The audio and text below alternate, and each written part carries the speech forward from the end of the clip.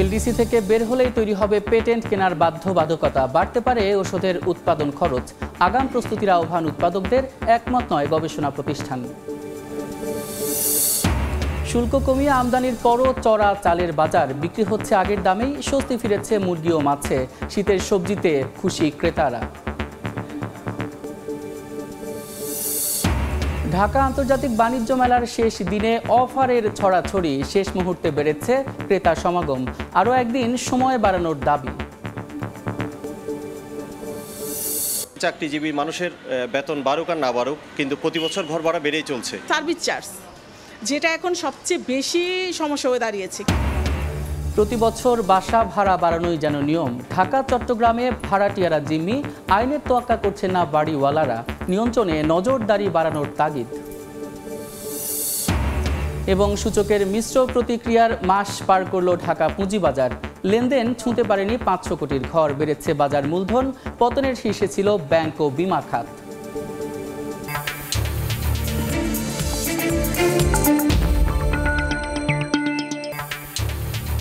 দেখছিলেন শিরোনাম। আমন্ত্রণ জানাচ্ছি দেশ ও দেশের বাইরের অর্থ বাণিজ্যের নানা খবর নিয়ে আমাদের নিয়মিত আয়োজন এ সময়ের বাণিজ্যে।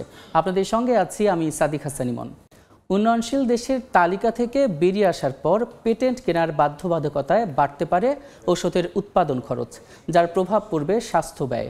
যদিও একমত নয় গবেষণা প্রতিষ্ঠান র্যাপিড, তবে আগাম প্রস্তুতি নেওয়ার আহ্বান ওষুধ উৎপাদনকারীদের। আর সাধারণ মানুষের চাওয়া, নাগালের মধ্যেই যেন থাকে জীবন রক্ষাকারী এই উপাদানের দাম। MS আরিফিনের report. বার্ধক্যজনিত ব্যথার চিকিৎসা নিতে স্ত্রীকে সঙ্গে নিয়ে ব্রাহ্মণবাড়িয়া থেকে ঢাকায় এসেছেন 56 বছর বয়সী আব্দুল মান্নান। জানান, মুদি দোকান চালিয়ে 5 সদস্যের সংসার সামলে স্বামী স্ত্রীর দরকারি ওষুধ কিনতে মাসে গুনতে হয় 7 থেকে 8 হাজার টাকা। তাই ওষুধের দাম বাড়া নিয়ে থাকেন শঙ্কায়। গরিব মানুষের তো রোগ বেশি হয়, কারণ তারা নিয়মিত খাইতে পারে না, নিয়মিত চলতে পারে না, এই জন্য হাঁটু কোমরের বল ভানা সমস্যা সৃষ্টি। তাহলে এটা সরকারের বলেন যে এটা ওষুধের নিম্ন যেন আসে। পরিসংখ্যান ব্যুরো বলছে, বাংলাদেশের স্বাস্থ্য খাতে ব্যয় 73 ভাগই যায় নিজের পকেট থেকে। যদিও উন্নত বিশ্বে এই ব্যয় মাত্র 17 ভাগ, বাকিটা বহন করে সরকার।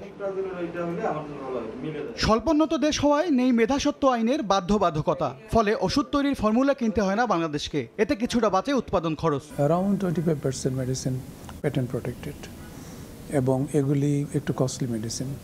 তো সেই প্যাটেন্টেড মেডিসিনটা বাংলাদেশ যেহেতু এলডিসি উইদাউট লাইসেন্স উৎপাদন করতে পারে। আফটার গ্র্যাজুয়েশন যেটা হবে যে তারা লাইসেন্স ছাড়া আর সেটা উৎপাদন করতে পারবে না। 2026 সালে এলডিসি থেকে বেরিয়ে গেলে এই সুবিধা থাকবে না। তখন পেটেন্ট কিনতে গুনতে হবে বাড়তি টাকা, যার প্রভাবে বাড়তে পারে ওষুধের দাম। ফার্মাসিউটিক্যাল ইন্ডাস্ট্রির ক্ষেত্রে সরকারি নীতি সহায়তা প্রদানের মাধ্যমে যাতে পেটেন্ট প্রোডাক্টগুলো আমরা দ্রুততম সময়ে আমরা এখানে রেজিস্ট্রেশন নিতে পারি, তাহলে আমরা এই পণ্যের উৎপাদন কলাকৌশল আমরা শিখে যাব। অবশ্য গবেষণা প্রতিষ্ঠান র্যাপিড বলছে, পেটেন্ট কিনতে হয় এমন ওষুধের সংখ্যা অনেক কম, তাই সার্বিকভাবে দাম বাড়ার শঙ্কা নেই। যদি এমন হয় পেটেন্ট আছে বিদেশে, যে ওষুধগুলো আমরা বাংলাদেশে তৈরি করতে পারছি না, তার মানে সেই ওষুধগুলো আমরা এখন আমদানি করছি, আর এলডিসি গ্র্যাজুয়েশনের পরেও আমরা আমদানি করব, কাজে সেখানে কোনো তফাৎটা হবে না। এইটা তখনই হতে পারে যদি আমার সক্ষমতা থাকে বাংলাদেশে এটা তৈরি করতে, কিন্তু এলডিসি গ্র্যাজুয়েশন হয়ে যাচ্ছে বলে আমি করতে পারছি না, সেই ক্ষেত্রে আমার সমস্যা হবে। আন্তর্জাতিক বাণিজ্য সম্মেলনের মন্ত্রী পর্যায়ের বৈঠকে গেল বছর মেধাস্বত্ব আইন থেকে 2032 সাল পর্যন্ত অব্যাহতির আবেদন করলেও তাতে সাড়া পায়নি বাংলাদেশ। MS আরিফিন, সময় সংবাদ, ঢাকা। দর্শক, এতক্ষণ আমরা দেখলাম স্বল্পোন্নত দেশ থেকে উত্তরণের ফলে স্বাস্থ্য খাতে খরচ বৃদ্ধি নিয়ে করা একটি প্রতিবেদন। এ বিষয়ে আলোচনার জন্য স্টুডিওতে আছেন ঔষধ শিল্প সমিতির নির্বাহী সদস্য KSM মুস্তাফিজুর রহমান। জনাব মুস্তাফিজুর রহমান, এই সময়ের বাণিজ্যে আপনাকে স্বাগত। আপনাকে ধন্যবাদ। আমরা প্রতিবেদনটি দেখলাম, তার সূত্র ধরেই বলতে চাই, এই যে স্বাস্থ্য খাতে এত কেন খরচ বাংলাদেশের মানুষের হয়, আর এখানে ঔষধের দামটা আসলে কতটুকু প্রভাব ফেলে? না, মানুষের ক্রয় ক্ষমতার সাথে ঔষধের মূল্য অবশ্যই এটা প্রভাব ফেলে। আমাদের দেশের মানুষের যদি ইনকাম বৃদ্ধি পায়, তার ক্রয় ক্ষমতা বৃদ্ধি পায়, তাহলে ঔষধের চাহিদাও বাড়বে, কিন্তু ইনকামের সাথে এর কনজামশনের তো একটা সম্পর্ক আছে। আমাদের দেশের বাস্তবতা হলো, আমাদের ধরুন শুধু আমাদের দেশ না, পৃথিবীর যত গরিব দেশ আছে তার প্রধান উপায়ই হলো, চেনার উপায়ই হলো তার বেসিক ম্যাটেরিয়ালসগুলো, কাঁচামাল থেকে নিত্য প্রয়োজনীয় জিনিস থেকে, এগুলো তাদেরকে আমদানি করতে হয়। তা আমাদের ঔষধ শিল্পটা আমরা এর উৎপাদন কলা কৌশল এর প্রযুক্তিগত দিক আমরা অনেকটাই আমরা শিখে ফেলেছি, কিন্তু কাঁচামালটা কিন্তু আমরা এখানে উৎপাদন করতে পারছি না। এটা দীর্ঘদিন হলো একটা এপিআই পার্ক হবার জন্য সরকারের প্রচেষ্টা, বেসরকারি আমাদের কোম্পানি থেকেও প্রচেষ্টা চলছে, কিন্তু কোথায় যেন এর একটি বাধা। তো কাঁচামাল যেহেতু আপনার 90% আমাদেরকে আমদানি করে আনতে হয়, এখন এই আমদানি করা জিনিসের তো মূল্য আমাদের সবসময় আমাদের হাতে থাকে না। আপনি দেখবেন যে এটা ডলারের মূল্য এই কিছুদিন আগেই আমাদের ছিল 85 টাকা, সেখান থেকে এটা প্রায় 40% বৃদ্ধি পেয়েছে। তো এটা তো কাঁচামালের সাথে এটা সংযুক্ত হবে। তো এটা একটা অন্যতম প্রধান কারণ যে ক্রয় ক্ষমতা বাড়লে যদি ব্যাপক বিনিয়োগ হয়, দেশে মানুষের কর্মসংস্থান হয়, দারিদ্র্য বিমোচন হয়, তাহলে কিন্তু মানুষ অ্যাফোর্ড করতে পারবে। আপনাকে ভাবতে হবে এটা ইন্ডাস্ট্রিয়াল গুডস, এটার তো একটা উৎপাদন খরচ আছে, এর সাথে মানুষের ক্রয় ক্ষমতা বৃদ্ধি হইল কি হইল না এটার সাথে কিন্তু উৎপাদন খরচের সম্পর্ক নাই। আমাদের মূল জায়গা হলো দেশের অর্থনীতিকে যদি আমরা প্রবৃদ্ধি করে আমরা এগিয়ে নিতে পারি, তখন মানুষের মনে হবে না যে এত দামে ওষুধ কিনতে হচ্ছে। আপনি তুলনা করেন যে ভারতের সঙ্গে আমাদের পার্শ্ববর্তী দেশ ভারত, চায়না এবং আমেরিকা উন্নত দেশ, তাদের দেশের চেয়ে আমাদের দেশে ঔষধের মূল্য কম না বেশি? আমরা এখানে প্রায় 40,000 কোটি টাকার ঔষধ শিল্প সমিতির যেগুলো সদস্য আছে এবং যারা নেতৃবৃন্দ যারা আছেন তাদের নেতৃত্বে এই ইন্ডাস্ট্রি দাঁড়িয়ে গেছে এবং আমরা প্রায় 40,000 কোটি টাকার পণ্য উৎপাদন করে এখানে কনজাম্পশন হচ্ছে। স্যার, আপনার কাছে আরেকটা প্রশ্ন হচ্ছে, 2026 সালে তো চূড়ান্তভাবে এলডিসি থেকে বাংলাদেশ উত্তোলন করবে, তো তখন আসলে ওষুধের বাজারে বা ওষুধের দামে কতটুকু প্রভাব ফেলবে বলে আপনার মনে হয়? এটা হলো ধরুন যখন আমাদের এলডিসি গ্রাজুয়েশন হবে, যে সমস্ত পণ্য মেধাসত্ব যুক্ত মানে প্যাটেন্টেড প্রোডাক্ট যেগুলো, সেগুলোর ক্ষেত্রে তখন আপনার যেহেতু আমরা এই এলডিসি কান্ট্রির কারণে আমরা যেগুলো প্রিভিলেজ পাই, যে এর ওপর আমাদের কোনো রয়্যালটি দিতে হয় না, এলডিসি কান্ট্রি হিসেবে বেশ কিছু সুবিধা আছে, শুধু ওষুধ শিল্পে না, অন্য শিল্পেও ধরেন ডিউটি ফ্রি, কোটা ফ্রি এটা আছে, তারপরে ফাইন্যান্সিয়াল এক্সেস আছে, বিভিন্ন আন্তর্জাতিক সংস্থাদের আমরা কম রেট অফ ইন্টারেস্টে আমরা লোন পেতে পারি, টেকনিক্যাল অ্যাসিস্ট্যান্স পেতে পারি। তো যখনই এলডিসি গ্র্যাজুয়েশন হয়ে যাবে তারপরে হয়তো একটা গ্রেস পিরিয়ড দেবে, তারপরে অবশ্যই যেগুলো প্যাটেন্ট প্রোডাক্ট সেগুলো যদি আমরা এখানে উৎপাদন করতে চাই, তখন কিন্তু আমরা বর্তমানে যে প্রিভিলেজ সুবিধাটা আমরা পাচ্ছি সেটা কিন্তু তখন আপনাকে ব্যাহত হবে। ফলে আরেকটা হচ্ছে যে টিপসের অধীনে মেধাস্বত্ব থেকে মানে 2032 সাল পর্যন্ত ছাড় ছিল বাংলাদেশ, কিন্তু তাতেও কিন্তু সেভাবে সাড়া মেলেনি। তো 2026 সাল থেকে যদি এলডিসি গ্র্যাজুয়েশন হয়ে যায় তখন আসলে কি ধরনের প্রভাব পড়তে পারে? এটা ধরুন WTOর আমরা যেহেতু সিগনেটরি, আমাদেরকে তো এটা মানতেই হবে। তবে 26 সালের পরে এটা 3 বছর হয়তো গ্রেস পিরিয়ড থাকবে। সেই সময় আমরা এলডিসি থেকে বেরিয়ে গেলে বিভিন্ন ক্ষেত্রে ফাইন্যান্সিয়াল সেক্টরে, টেকনিক্যাল আসপেক্টে এবং হলো প্রিভিলেজ মার্কেটে, প্রেফার্ড মার্কেটে ঢোকার ক্ষেত্রে এগুলো কিন্তু অসুবিধা হবে আমাদের দেশে, ফার্মা এবং পোশাক শিল্প। কিন্তু আমাদের এখান থেকে যেতে তো হবেই, কিন্তু আমাদের সক্ষমতা বৃদ্ধি করতে হবে, আমাদের R&D সক্ষমতা বৃদ্ধি করতে হবে, উৎপাদন কলা কৌশল বৃদ্ধি করতে হবে, গুড গভর্নেন্সের মাধ্যমে যাতে এই ইন্ডাস্ট্রিটা আপনার আগামীতে আরও বড় হয়, দাঁড়িয়ে যায়, আন্তর্জাতিক বাজারে যাতে প্রতিযোগিতায় টিকে থাকতে পারে। এই জন্য সরকারকে খুবই গুরুত্বপূর্ণ, বিশেষ করে আপনার যারা ঔষধ প্রশাসন অধিদপ্তর এবং স্বাস্থ্য মন্ত্রণালয়, তাদেরকে এটা অনুধাবন করে এই ইন্ডাস্ট্রিকে এগিয়ে নিতে হবে। তো যদি স্বাস্থ্য খাতে আসলে খরচ কমানোর উপায় কি? দিন দিন শুধু বেড়েই যাচ্ছে, বাংলাদেশের মানুষের জন্য তো ভোগান্তির শেষ নেই এই খাতে। স্বাস্থ্য খাতে খরচ কমাতে গেলে আপনার 2-3টা কাজ খুব করতে হবে। একটা হলো যে এখানে ধরুন আমরা যে ইন্ডাস্ট্রিতে আমরা এই প্রোডাক্ট উৎপাদন করি, এর র মেটেরিয়ালস এবং মেশিনারিজ দুটোই আমাদের আমদানি করতে হয়। শুধুমাত্র স্থানীয় দক্ষ এবং অদক্ষ, সেমি স্কিল্ড এই সমস্ত লেবারকে ব্যবহার করে, এবং আমাদের পাবলিক এবং প্রাইভেট ইউনিভার্সিটিতে অনেক ভালো ফার্মাসিস্ট, গ্রাজুয়েট, কেমিস্ট, ইঞ্জিনিয়ার বেরোচ্ছে, তাদের দিয়ে আমরা এই ইন্ডাস্ট্রিটাকে আমরা এগিয়ে নিতে পারছি। তো এখানে যদি আপনি কমাতে চান তাহলে আপনার এখানে সরকারকে হাত দিতে হবে যে যাতে করে কাঁচামালগুলো আমরা এখানে তৈরি করতে পারি। লাইট ইঞ্জিনিয়ারিংয়ে সরকারে বিশ্ববিদ্যালয়গুলোকে আমাদের কাজে লাগাতে হবে, ধরুন প্রকৌশল বিশ্ববিদ্যালয়। আর আরেকটা কথা যে সরকার তো ওষুধের উপর ভ্যাট তো দিতে হয় 2% সরকার দিয়েছে, তো এটা কমালে কি ওষুধের দাম কমতে পারে বলে আপনার মনে হয়? এটা ধরেন এটা বাড়ালে বাড়বে, আপনার যদি কমানো হয় তাহলে সেই পরিমাণ তো অবশ্যই, ঔষধের মূল্য কিন্তু নিয়ন্ত্রিত, এটা কিন্তু আপনার কনজিউমার গুডসের মতো না যে ডিমান্ড আর সাপ্লাই মিলে আপনার প্রতিদিনই প্রাইস পরিবর্তন হচ্ছে। একটা পণ্য যখন উৎপাদন করতে যায় তার আগেই কিন্তু এর মূল্য উৎপাদনকারী সংস্থা ঠিক করে এবং পরবর্তীতে এটার মূল্যের অনুমোদন নিয়েই কিন্তু বাজারে যায়। এটা আপনি ধরুন এই ধান চাল বা ইন্ডাস্ট্রিয়াল গুডস যেটা বাজারে আসে, ডিমান্ড এবং সাপ্লাই মিলে এর যে মূল্য নির্ধারণ হবে এটা কিন্তু তেমন নয়, এটাকে আপনাকে অন্যভাবে চিন্তা করতে হবে। মানুষের ক্রয় ক্ষমতা বাড়াতে হবে। মূল জায়গা হলো অর্থনীতি যখন বৃদ্ধি হবে, প্রবৃদ্ধি হবে, ইন্ডাস্ট্রি হবে, মানুষের কর্মসংস্থান হবে, তখন মানুষের মনে হবে না যে এই জিনিসের দাম বেশি। এই যে বাজারে মুদ্রাস্ফীতি, ইনফ্লেশন, এটা কেন? এটা টাকার ক্রয় ক্ষমতা কমে গেছে, এটাই কি কারণ, নাকি মানুষের পভার্টি এটা একটা কারণ? তার হাতে কাজ নেই। শেষ একটি প্রশ্ন আছে, মনে করা হয় কোম্পানিগুলো দেখা যাচ্ছে যে ওষুধের দাম বাড়াচ্ছে মনোপলি করে, তো এক্ষেত্রে এর সাথে আপনি একমত কিনা? আর আরেকটা প্রশ্ন আছে যে এই যে পেটেন্ট কিনতে হয় মাত্র 10% ঔষধের, এটা বলছে গবেষকরা, তো এটার সাথেও আপনি একমত কিনা জানাবেন। না, পেটেন্টের সেটা আমি আপনার একমত হলো যে পেটেন্টের আমাদের যথেষ্ট পরিমাণ পেটেন্টেড প্রোডাক্ট আমরা বাংলাদেশে উৎপাদন করি না, অল্প সংখ্যকই আছে। এগুলোকে আমাদের, যেহেতু এটা একটা ম্যাটার করবে আমাদের ক্রয় ক্ষমতার উপরে এবং বাজারে এটা প্রভাব ফেলবে, এই কারণে আমি বলবো ঔষধের যারা প্রশাসন অধিদপ্তর, রেগুলেটরি বডি, তাদেরকে একটু সহজ হতে হবে যাতে এই পণ্যগুলো আমরা এখানে উৎপাদনের অনুমোদনটা পাই। অনুমোদনটা পেলে তখন এটার উৎপাদন কলাকৌশল এবং সক্ষমতা এই কোম্পানিগুলোই তৈরি করবে। আর পেটেন্টের যে 10 ভাগের যেটা আপনি বলেছেন, এটাকেও আমাদের আরও একটু বাড়াতে হবে যাতে আমরা অধিকতর প্যাটেন্টেড প্রোডাক্টের আমরা এখানে আমদানির পরিবর্তে লোকাল প্রোডাকশন করতে পারি। ধন্যবাদ স্যার এই সময়ের বাণিজ্যে আসার জন্য। আপনাকে ধন্যবাদ, সেই সাথে দর্শক শ্রোতা যারা শুনলেন তাদেরকে ধন্যবাদ। ধন্যবাদ স্যার। আমরা এতক্ষণ আলোচনা করছিলাম বাংলাদেশ এলডিসি গ্র্যাজুয়েশন পেলে ঔষধ খাতে ঔষধ উৎপাদনে কেমন খরচ হতে পারে সে বিষয় নিয়ে। আর এজন্য আলোচনার জন্য আমাদের স্টুডিওতে এসে সরাসরি উপস্থিত ছিলেন KSM মোস্তাফিজুর রহমান।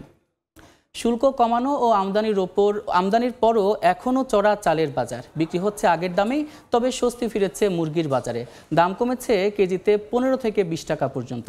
বাজার পরিস্থিতির সবশেষ খবর জানাতে রাজধানীর কারওয়ান বাজারে আছেন রিপোর্টার MS আরেফিন। সরাসরি চলে যাচ্ছি তার কাছে। মাসের শেষ শুক্রবার আজ সকাল থেকে সূর্যের দেখা না মিললেও ক্রেতাদের কিন্তু হাক ডাকে কেনাবেচা চলছে। এবং শুরুতেই যেটি জানিয়ে রাখতে চাই যে সপ্তাহের শুরুতেই যেটি দাম কমতির খবর রয়েছে আমার কাছে মুরগির বাজারে, সোনালী মুরগি গত সপ্তাহে যেটি 320 থেকে 330 টাকায় বিক্রি হয়েছিল, আজকে কিন্তু সেটি 280 থেকে 290 টাকায় বিক্রি হচ্ছে। এছাড়া ব্রয়লার মুরগির দামও কিন্তু কেজিতে 15 থেকে 20 টাকা কমেছে, আজকে বিক্রি হচ্ছে 180 থেকে 185 টাকায়। এটি কিন্তু গত সপ্তাহে বিক্রি হয়েছিল 190 থেকে 200 টাকায়। এছাড়া গত এক মাস ধরে চালের বাজারে যে অস্থিরতা, অর্থাৎ 6 থেকে 8 টাকা পর্যন্ত চালের যে দাম বেড়েছিল সেটির কমতির কিন্তু কোনো খবর এই মুহূর্তে নেই। কারণ হচ্ছে যে বিক্রেতারা বলছেন যে মিল মালিকেরা ধানের দাম বেড়েছে এই অজুহাতেই কিন্তু তারা চালের দাম কোনোভাবেই কমাচ্ছেন না। যদিও গত মাসে চাল বৃদ্ধির পরে সরকার শুল্ক কমিয়ে আমদানির যে উদ্যোগ নিয়েছিল তার কিন্তু কোনো প্রভাবই বাজারে পড়েনি। মিনিকেট আজকের বাজারে মিনিকেট বিক্রি হচ্ছে প্রায় 80 টাকা কেজি, এবং এছাড়া নারজি চাল বিক্রি হচ্ছে 80 থেকে 90 টাকায়। যেটি মোটা চাল স্বর্ণা, গটি স্বর্ণা, সেটি কিন্তু 58 থেকে 60 টাকায় বিক্রি হচ্ছে। আমাদেরকে বিক্রেতারা যেটি জানিয়েছেন যে আমদানির যে বিষয়টি সেটি কোম্পানিদের কাছে থাকার কারণে কিন্তু তারা তাল আমদানি করে প্যাকেটজাত করে আবারও বেশি মূল্যেই বাজারে সরবরাহ করছে, যে কারণে দামটি আসলে কমছে না। যদি স্থানীয় পর্যায়ে বাজারগুলোতে যদি বিক্রেতাদেরকে আমদানির সুযোগ দেওয়া হয় সেক্ষেত্রে কিন্তু তারা আমদানি করলে বাজারে চালের মূল্যে কিছুটা স্থিতিশীল হবে, এটি কিন্তু বলছেন তারা। এছাড়া সব মিলিয়ে যদি বলি আমি বাজারের আজকের পরিস্থিতি, তাহলে বলতে হবে যে সবজির দামে কিছুটা কমতি রয়েছে এবং মাছের বাজারেও অনেকটাই স্বস্তি পাচ্ছেন ক্রেতারা। তো বাজার পরিস্থিতি নিয়ে রাজধানীর কারওয়ান বাজার থেকে এই ছিল আমার কাছে সবশেষ। সরাসরি যুক্ত ছিলাম রাজধানীর কারওয়ান বাজারে। এদিকে দিনাজপুরে চলতি আমন মৌসুমে পর্যাপ্ত উৎপাদন হয়, কিছুটা কমতির দিকে সুগন্ধি ধান। সপ্তাহ ব্যবধানে চিকন ধানে মন প্রতি দর কমেছে 150 থেকে 200 টাকা। বিস্তারিত জানাতে জেলার গোপালগঞ্জ ধানের হাটে আছেন সহকর্মী গোলাম নবী দুলাল। সরাসরি যাচ্ছি তার কাছে। দুলাল, মোটা ধানের দাম কৃষকরা কিছুটা পেল, চিকন ধানের দাম কিন্তু সেভাবে পাচ্ছেন না। গত হাটে থেকে আজকে 150 থেকে 200 টাকা কম দামে আপনার চিকন ধানের দাম বিক্রি করতে হচ্ছে কৃষকদের।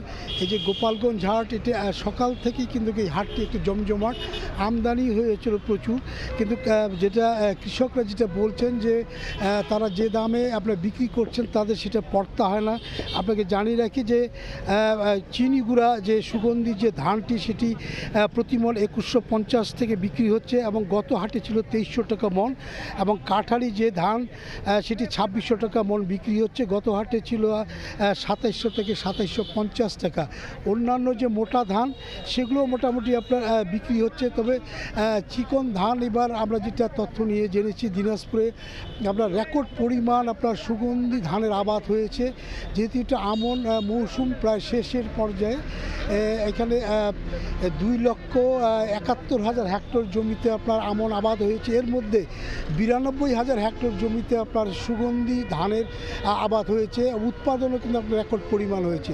কৃষকরা কিন্তু যেটা বলছেন যে যেহেতু প্রান্তিক যারা কৃষক তারা কিন্তু এই হাটে ধান নিয়ে এসেছেন, তারা বলছেন যে মোটা ধানের দাম তারা কিছুটা পেল, চিকন ধানের যে দাম সেটা পাচ্ছেন না। এই কারণেই যে প্রতি বছর যে উৎপাদন যে খরচ, সেই খরচটা কিন্তু বাড়ছে। সেচ, আপনার কীটনাশক, শ্রমিক এবং পরিবহন সব কিছু মিলেই তাদের উৎপাদন খরচ কিন্তু আপনার অনেক বেশি পড়ে যায়। সেই অনুপাতে দাম যেটা পাওয়ার কথা সেটা তারা না পাওয়ার কথাই তারা যেটা বলেছেন, কিন্তু সব জিনিসের দাম কিন্তু অনেক বেশি, সেই তুলনায় ধানের যেটি দাম সেটা তারা পাচ্ছেন না। এবং আরেকটি যে বিষয় সেটি হচ্ছে যে বড় বড় যারা কৃষক যারা আবাদ করে তাদের ঘরে কিন্তু আপনার এখনও প্রচুর পরিমাণে ধান তারা মজুদ রেখেছেন।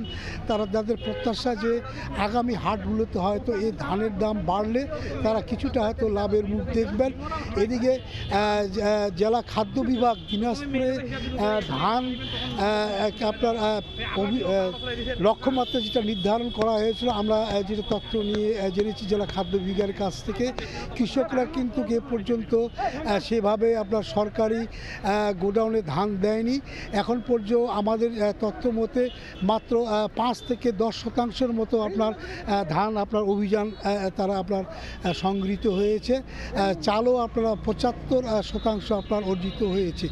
এই যে ধানের যে হাট, এই হাট আপনার যারা কৃষকরা যারা নিয়ে আসছেন তারা যেটা বারংবার যেটা বলেন যে সরকার যে রেটটা দেন সেই রেট অনুযায়ী তাদের পড়তা পড়ে না। তারা যেটা বারবার বলেন যে কৃষি উপকরণের যেটা সরকার দেয়, বিশেষ কিছু কীটনাশক এবং সার, সেগুলো তারা আরও স্বল্প মূল্যে এবং তারা ভর্তুকি মূল্যে তারা আশা করেন। তো এই যে আপনার এই গোপালগঞ্জ হাট ছাড়া অন্যান্য হাট প্রতি সপ্তাহে যে হাটগুলো লাগে, সে হাটের কিন্তু ধান অনেক উঠানামা করে এবং যারা ক্রেতা তাদের ক্রেতার সংখ্যাও কিন্তু আপনার সেভাবে নয়। তো আমার কাছ থেকে সর্বশেষ এই ছিল গোপালগঞ্জ হাট থেকে। সরাসরি যুক্ত ছিলাম দিনাজপুরের ধানের হাটে। আজ পর্দা নামছে ঢাকা আন্তর্জাতিক বাণিজ্য মেলার এবারের আসরের। শেষ মুহূর্তে এসে বেড়েছে ক্রেতার সমাগমও। বিভিন্ন পণ্যে চলছে নানা আকর্ষণীয় ছাড়। এই মুহূর্তে মেলা প্রাঙ্গণে আছেন রিপোর্টার কামরুল হাসান সবুজ। সরাসরি চলে যাচ্ছি তার কাছে। সবুজ, আন্তর্জাতিক বাণিজ্য মেলার এবারের আসরের আজ শেষ দিন।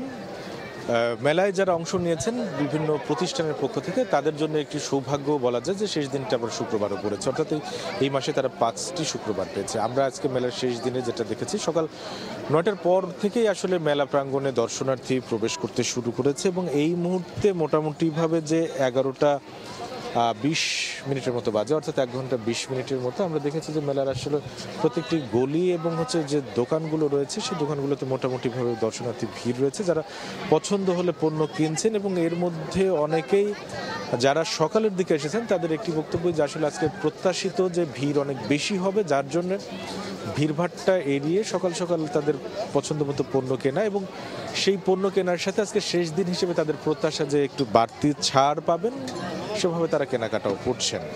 এবং সবারই আসলে শুক্রবার দিনটাকে উপভোগ করা যেমনটা একটি এই মেলায় আসার ডিসিশনের একটি অংশ, তেমনি ছাড় বেশি পাওয়ারও একটি তাদেরকে প্রভাবিত করেছে। আমরা বিক্রেতাদের সাথে কথা বলে যেটা জেনেছি যে এইবার মেলা নিয়ে আসলে তাদের মিশ্র প্রতিক্রিয়া রয়েছে, যে মেলা কেমন গেল, যেহেতু রাজনৈতিক পরিস্থিতিটা মাঝখানে পরিবর্তন হওয়ার ফলে তারা যে সেই পরিবর্তনের কিছুটা প্রভাব পড়েছে। তারা বলছেন যে মেলাতে অনেক দর্শনার্থী হয়তো আসতো যদি স্বাভাবিক রাজনৈতিক পরিবেশ বজায় থাকতো।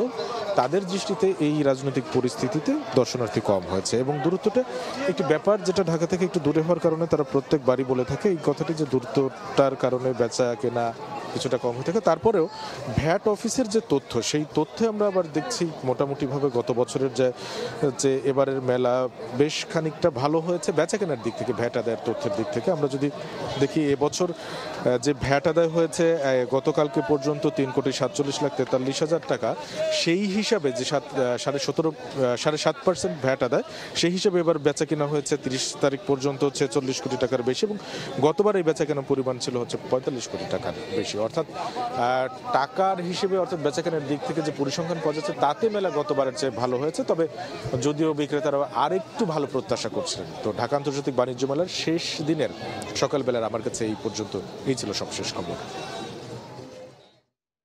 সরাসরি যুক্ত ছিলাম ঢাকা আন্তর্জাতিক বাণিজ্য মেলায়। রাজধানীতে প্রতি বছর কোনো কারণ ছাড়াই বাড়ি ভাড়া বাড়ানো যেন নিয়মে পরিণত হয়েছে।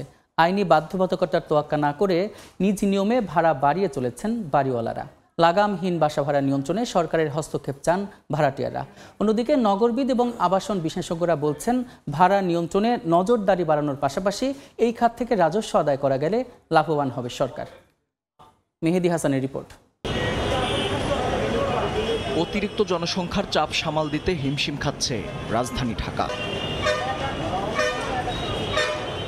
বিভিন্ন পরিসংখ্যান বলছে 306 বর্গ কিলোমিটারের এই শহরের বর্তমান জনসংখ্যা 2 কোটিরও বেশি। জনসংখ্যার সঙ্গে পাল্লা দিয়ে বেড়েছে বাসা ভাড়া। একদিকে দ্রব্যমূল্যের ঊর্ধ্বগতি, অন্যদিকে বছর বছর বর্ধিত বাড়ি ভাড়ায় নাভিশ্বাস উঠেছে কর্মজীবীদের। 7 বছর যাবৎ চম্পাপালের বসবাস ধানমন্ডিতে। আয়ের সঙ্গে সঙ্গতি রেখে খুঁজতে বেরিয়েছেন বাসা। কথা প্রসঙ্গে তিনি জানান, পছন্দের বাসায় উঠতে গুনতে হবে বাজেটের দ্বিগুণ ভাড়া। 1200 স্কোয়ার ফিট বলেই আমি 40,000 টাকা ভাড়া বাড়াবো, প্লাস তার সাথে সার্ভিস চার্জ, যেটা এখন সবচেয়ে বেশি সমস্যা হয়ে দাঁড়িয়েছে। কিছু কিছু জায়গায় সার্ভিস চার্জ 8,000 টাকা চাচ্ছে। আমার রেন্টের থেকে অনেকটা বেড়ে যাচ্ছে। এলাকা ভেদে যেখানে অনেক সচ্ছল মানুষও হিমশিম খাচ্ছে বাড়তি ভাড়ার কাছে, সেখানে মধ্য ও স্বল্প আয়ের মানুষের কাছে এটা এখন গলার কাটা হয়ে দাঁড়িয়েছে। দিনমজুর রিক্সা চালাইয়া ডেলি 400-500 টাকা কামাইয়া আমার অনেক কষ্ট হয়ে যায়। আমার পরিবার চালাই না, খুবই আমার হিমশিম খাইতে হয়। এবার 2000 টাকা আরও বাড়ছে। বাসা খুঁজতেছি একটু সাইডে, যেন বাসা ভাড়া একটু কম হইলে, আসলে ভাই বুঝেন না, ঢাকার বাসায় অনেক খরচ এমনিই হয়ে যায়। ক্যালেন্ডারে পাতা ঘুরে জানুয়ারি এলেই যেমন বেড়ে যায় বাসা ভাড়া, তেমনি সরকারি অর্থে মেট্রো রেল নির্মিত হলেও বাড়ির মালিকের যেন পোয়াবারো। যে কারণে এই মিরপুর অঞ্চলে মেট্রো রেল চালুর পর থেকেই হু হু করে বেড়েছে বাসা ভাড়া। বাংলাদেশ ভাড়াটিয়া পরিষদের তথ্য বলছে, গেল 10 বছরে রাজধানীতে ভাড়া বেড়েছে 5 গুণ। ভাড়াটিয়াদের পক্ষে কথা বলা এই সংগঠন বাড়তি ভাড়ার যৌক্তিকতা চ্যালেঞ্জ করে একাধিক সরকারি দপ্তরের দ্বারস্থ হলেও আসেনি কোনো সমাধান। বারবার আমরা যাচ্ছি, কিন্তু আমাদের কোনো কথা কর্ণপাতও করছে না বাড়িওয়ালারা।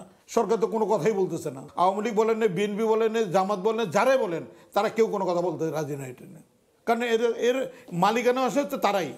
বাসা ভাড়ার জন্য মোট আয়ের 30% নির্ধারিত থাকলেও এলাকা ভেদে তা দ্বিগুণ হয়। নিরাপদ আবাসন নাগরিকদের মৌলিক অধিকার উল্লেখ করে স্থপতি ও নগরবিদরা বলছেন, ভাড়া নিয়ন্ত্রণে আইন প্রয়োগের ব্যর্থতার পরিচয় দিয়েছে সরকার। সরকার যদি কোনো একটা সংস্থা তৈরি করে, ভাড়াটিয়া যদি সেখানে যদি আমরা ভাড়াটা জমা দিই, সেটা একটা পার্সেন্টেজ সরকার কিন্তু পুরো প্রক্রিয়া থেকে নিতে পারে। বিশ্বের অনেক দেশে এভাবেই জিনিসটা চালু হয়। কারণটা যে যদি সরাসরি বাড়িওয়ালা এবং ভাড়াটিয়ার মধ্যে সংযোগ থাকে, তাহলে কিন্তু যত ধরনের আইনই করেন সে আইন দিয়ে তাদেরকে বাধা যাবে না। ভাড়া নিয়ন্ত্রণে বাড়ি ভাড়া নিয়ন্ত্রণ আইন প্রণয়ন করা হয়েছে 1991 সালে। প্রায় 3 যুগ পেরোলেও গঠিত হয়নি স্বতন্ত্র নিয়ন্ত্রক সংস্থা, নজরদারির জন্যও নেই কোনো মনিটরিং সেল। মেহেদি হাসান, সময় সংবাদ, ঢাকা। প্রতি বছর লাফিয়ে লাফিয়ে বাড়ছে বন্দরনগরী চট্টগ্রামের বাসা ভাড়া। সঙ্গে সার্ভিস চার্জ, অ্যাডভান্স প্রথাও ভাড়াটিয়াদের জন্য হয়ে উঠেছে গলার কাঁটা। গৃহকর পরিশোধ, মজুরি বৃদ্ধি, দারোয়ানদের বেতনসহ নানা কারণে বাড়তি ভাড়া নেওয়ার পক্ষে যুক্তি দাঁড় করানোর চেষ্টা বাড়ির মালিকদের। প্রতি বছর ভাড়াটিয়াদের জিম্মি করে 15 থেকে 20% হারে বাসা ভাড়া বাড়ছে বলে জানিয়েছে ক্যাব। পার্থপ্রতিম বিশ্বাসের রিপোর্ট। চট্টগ্রামে ৭০ থেকে ৮০ লাখ মানুষের বসবাস। নগরে বসবাসরতদের মধ্যে ৭০ থেকে ৮০% ভাড়াটিয়া। বছরের শুরু থেকে শুরু হয় নগর জুড়ে বাসা বদলের হিড়িক। বেশি ভাড়া দিতে না পারায় সীমিত আয়ের মানুষের চাহিদা থাকে কিছুটা কম ভাড়ার বাসায়। নতুন বছর আসতেই বাসা ভাড়া বাড়ানো যেন নিয়মে পরিণত হয়েছে। আবার বাড়িওয়ালার স্বঘোষিত সার্ভিস চার্জের নামেও ভাড়া বাড়ানোর অভিযোগ রয়েছে। সেই সঙ্গে নতুন বাসায় উঠতে গেলে অ্যাডভান্সের নামে কয়েক মাসের বাড়ি ভাড়া একসঙ্গে দেওয়ার অলিখিত নিয়মও রয়েছে। মূলত নগরীর জামাল খান, হ্যামশেন লেন, আন্দরকিল্লা, পাথরঘাটা, এনায়েত বাজার, লালখান বাজার, নাসিরাবাদ, আগ্রাবাদ, বারিক বিল্ডিং সহ বিভিন্ন এলাকায় অস্বাভাবিক হারে বাড়ছে বাড়ি ভাড়া। বাড়তি বাড়ি ভাড়ার মূর্তিমান আতঙ্ক হয়ে আবির্ভূত হয়েছে ভাড়াটিয়াদের কাছে। বেসরকারি চাকরিজীবী মানুষের বেতন বাড়ুক আর না বাড়ুক, কিন্তু প্রতি বছর ঘর ভাড়া বেড়েই চলছে। যে হারে জমিদাররা ঘর ভাড়া বাড়াচ্ছে, সে হারে আমাদের চট্টগ্রাম শহরে থাকায় খুব কষ্টকর হয়ে যাচ্ছে। মিনিমাম 2 মাসের অ্যাডভান্স দিতে হয় যে কোনোভাবে, ওনারা না হয় ভাড়া দিতে চায় না। গৃহকর পরিশোধ করা, নিত্যপণ্যের দাম অস্বাভাবিক বৃদ্ধি, মজুরি বৃদ্ধি, দারোয়ানের বেতন, বিদ্যুৎ জ্বালানির দাম বাড়ানোর কারণে কিছুটা বাড়তি ঘর ভাড়া নিতে হচ্ছে বলে যুক্তি বাড়ির মালিকদের। মিউনিসিপ্যালিটির থেকে শুরু করে ইলেকট্রিক, বিদ্যুৎ, পানি, তারপরে গ্যাসের দাম সব কিছু বেড়ে গেছে। দারোয়ানের বেতনও বেড়ে গেছে। দারোয়ান আগে আমরা 7-8 হাজার টাকা দিয়ে নিতাম, এখন 15-20 হাজার টাকা লাগে। এই জন্য সামথিং একটু বাড়াতে হয়।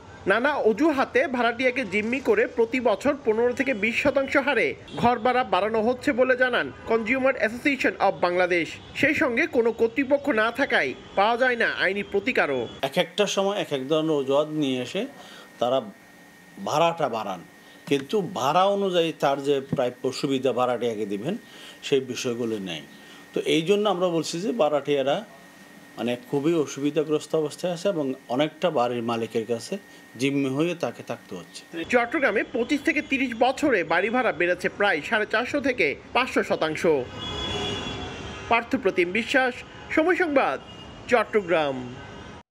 উত্থান পতনের মধ্য দিয়ে নতুন বছরের প্রথম মাস পার করল ঢাকার পুঁজিবাজার। যদিও মাসের কোনো দিনই লেনদেন ছুঁতে পারেনি 500 কোটি টাকার ঘর। কমেছে সূচকও, তবে কিছুটা বেড়েছে বাজার মূলধন। এদিকে শেষ সপ্তাহেও পতনের ধারা অব্যাহত ছিল ব্যাংক, আর্থিক প্রতিষ্ঠান, ফার্মাসিউটিক্যালস ও বিমা খাতে। মাসের প্রথম দিন 1 জানুয়ারি ঢাকার পুঁজিবাজারে লেনদেন হয়েছিল 330 কোটি 59 লাখ টাকা। এরপর পুরো মাস জুড়ে লেনদেন হয়েছে তার আশেপাশেই। শেষ সপ্তাহের লেনদেনেও ছিল একই চিত্র। মাসের কোনো দিনই 500 কোটির ঘর ছুঁতে পারেনি লেনদেন। 22 কার্য দিবসের মধ্যে 5 দিন লেনদেন ছিল 400 কোটি, আর বাকি দিনগুলোতে লেনদেন হয়েছে 300 কোটির ঘরে।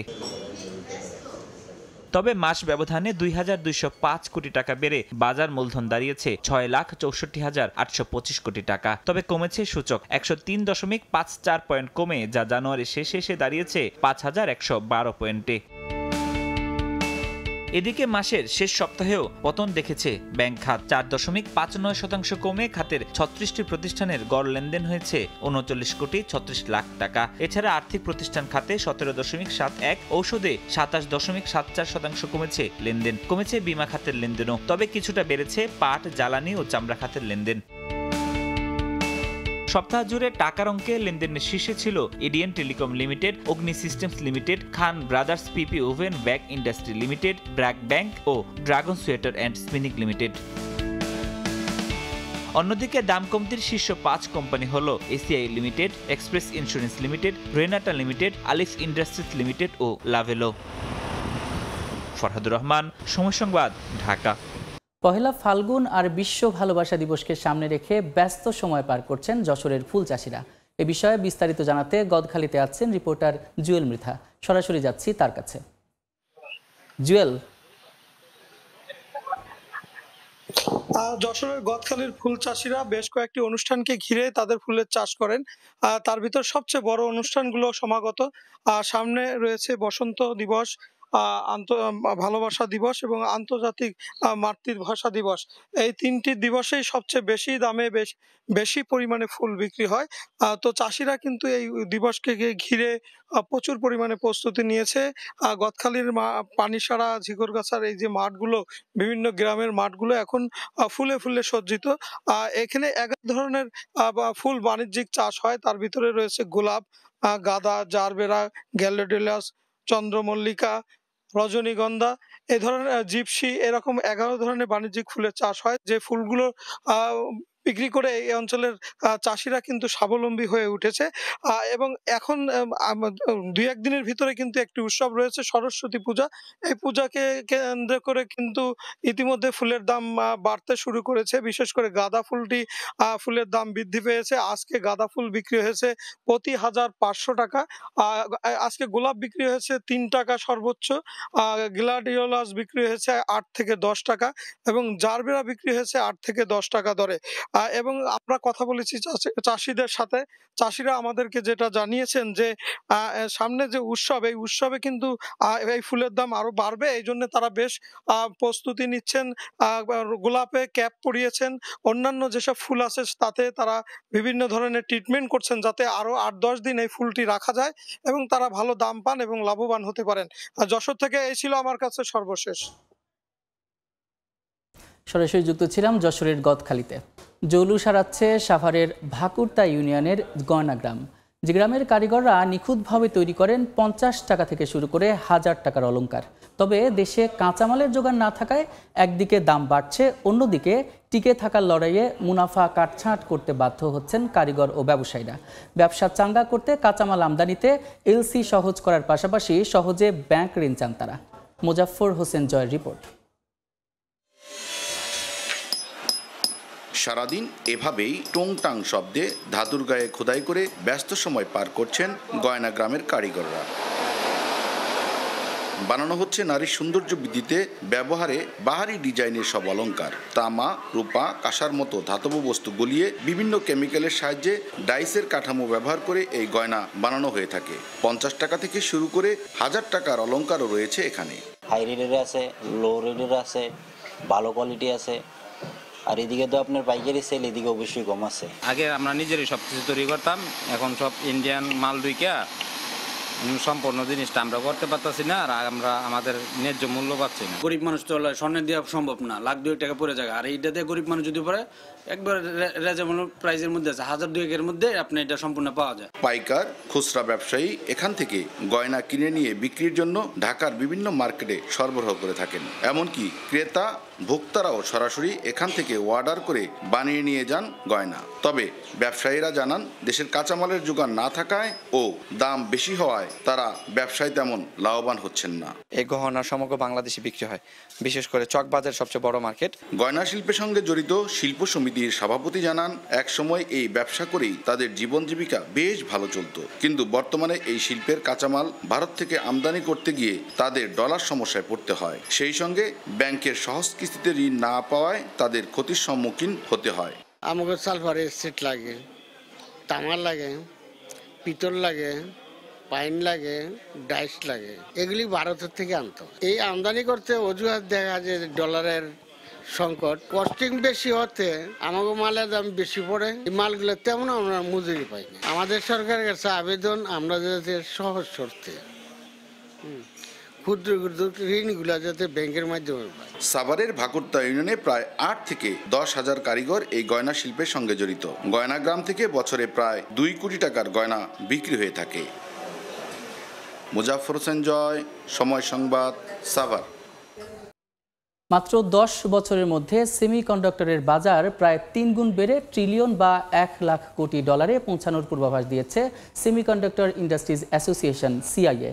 সিআইএ প্রকাশিত সবশেষ পরিসংখ্যান, গেল নভেম্বরে বিশ্বব্যাপী সেমিকন্ডাক্টর বিক্রি হয়েছে 57.8 বিলিয়ন ডলারের, 1 বছর আগের তুলনায় যা প্রায় 21% বেশি। সেমিকন্ডাক্টর বৈশ্বিক অর্থনীতির শক্তি ভাণ্ডার আর বর্তমান বিশ্বে আলোর গতিতে বদলে যাওয়া প্রযুক্তির প্রাণখ্যাত চিপ তৈরির উপাদান। বিশ্বব্যাপী যার চাহিদা বাড়ছে বিদ্যুৎ গতিতে। সেমিকন্ডাক্টর ইন্ডাস্ট্রিজ অ্যাসোসিয়েশন সিআইএ এর গ্লোবাল পলিসি বিভাগের ভাইস প্রেসিডেন্ট মেরি থর্নটনের মতে 2030 সাল নাগাদ সেমিকন্ডাক্টরের বৈশ্বিক বাজারের আকার দাঁড়াবে 1 ট্রিলিয়ন বা 1 লাখ কোটি ডলারে। সংগঠনটির সর্বশেষ মাসিক প্রতিবেদনে জানানো হয়েছে, গেল নভেম্বরে বিশ্বব্যাপী সেমিকন্ডাক্টর বিক্রি হয়েছে 57.8 বিলিয়ন ডলারের, 1 বছর আগের তুলনায় যা 20.7% বেশি। আর এই সময় মার্কিন যুক্তরাষ্ট্রে এই পরিবাহীর বিক্রি বেড়েছে 54.9%, চীনে 12.1%, প্রশান্ত মহাসাগরীয় অঞ্চলে 10% ও জাপানে 7.4%। বাজার বৃদ্ধির এমন আলোক দুটির মধ্যেও 5.7% বিক্রি কমেছে ইউরোপে। তবে বাজার পূর্বাভাসে কিছুটা ভিন্নতা রয়েছে টেক্সাস ভিত্তিক বাজার গবেষণা সংস্থা কাস্টম মার্কেট ইনসাইটের পূর্বাভাসে। তাদের দাবি $425.2 বিলিয়ন সেমিকন্ডাক্টরের বাজার 2033 সাল নাগাদ দাঁড়াবে $602 বিলিয়ন, মানে $60,200 কোটি। বর্তমানে সেমিকন্ডাক্টর তৈরিতে সবচেয়ে এগিয়ে দক্ষিণ কোরিয়ার স্যামসাং ইলেকট্রনিক্স, যে কোম্পানির বাজার মূলধন $275.8 বিলিয়ন। এর পরের অবস্থানে রয়েছে $3.35 ট্রিলিয়ন বাজার মূলধনের মার্কিন কোম্পানি এনভিডিয়া কর্পোরেশন, $932 বিলিয়ন বাজার মূলধনের Taiwan semiconductor manufacturing company limited, TSM রয়েছে তৃতীয় অবস্থানে, ইন্টেল চতুর্থ ও ব্রডকম ইনকর্পোরেশনের অবস্থান পঞ্চম। কামরুল হাসান সবুজ, সময় সংবাদ। নিষেধাজ্ঞা সত্ত্বেও আবারও রাশিয়া থেকে গ্যাস আমদানির বিষয়ে ভাবছে ইউরোপীয় ইউনিয়ন। ইউক্রেনে সম্ভাব্য যুদ্ধবিরতির চুক্তির অংশ হিসেবে গ্যাস সরবরাহ পুনরায় চালুর বিষয়ে জোটের মধ্যে আলোচনা চলছে বলে জানিয়েছে বিভিন্ন আন্তর্জাতিক গণমাধ্যম।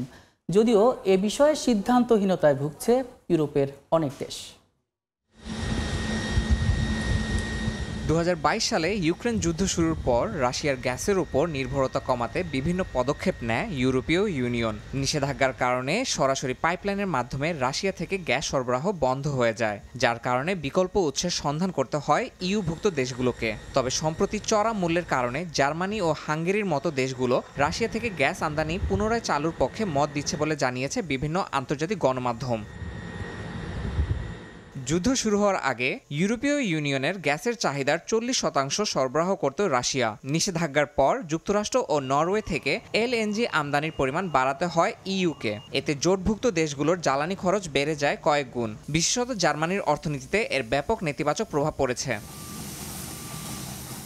ইউভুক্ত বেশ কয়েকটি দেশ রাশিয়া থেকে গ্যাস পুনরায় আমদানির পক্ষে থাকলেও বিপক্ষেও আছে কেউ কেউ। গণমাধ্যমগুলো বলছে পূর্ব ইউরোপের বেশ কয়েকটি দেশ এই পরিকল্পনার তীব্র বিরোধিতা করছে। তাদের আশঙ্কা এমন সিদ্ধান্তে মস্কো আবার শক্তিশালী হয়ে উঠবে এবং রাশিয়ার উপর ইউর জ্বালানি নির্ভরতা বাড়বে। এমন পরিস্থিতিতে রাশিয়া থেকে গ্যাস আমদানি পুনরায় চালুর সম্ভাবনা কতটুকু বাস্তবায়নযোগ্য তা নিয়ে সংশয় প্রকাশ করেছেন বিশ্লেষকরা। তাদের মতে ইউর মধ্যে অভ্যন্তরীণ মতপার্থক্যই প্রমাণ করে ইউক্রেন যুদ্ধ ও জ্বালানি সংকট নিয়ে ভবিষ্যতে কঠিন সিদ্ধান্তের মুখোমুখি হতে যাচ্ছে ইউরোপীয় দেশগুলো। ইয়াসিন মোহাম্মদ জিসান, সময় সংবাদ। এ পর্যায়ে শীর্ষ সংবাদগুলো জানিয়ে দিচ্ছি আরেকবার। এলডিসি থেকে বের হলেই তৈরি হবে পেটেন্ট কেনার বাধ্যবাধকতা, বাড়তে পারে ঔষধের উৎপাদন খরচ, আগাম প্রস্তুতির আহ্বান উৎপাদকদের, একমত নয় গবেষণা প্রতিষ্ঠান। শুল্ক কমিয়ে আমদানির পরও চড়া চালের বাজার, বিক্রি হচ্ছে আগের দামেই, স্বস্তি ফিরেছে মুরগি ও মাছে, শীতের সবজিতে খুশি ক্রেতারা। এবং ঢাকা আন্তর্জাতিক বাণিজ্য মেলার শেষ দিনে অফারের ছড়াছড়ি, শেষ মুহূর্তে বেড়েছে ক্রেতা সমাগম, আরও একদিন সময় বাড়ানোর দাবি।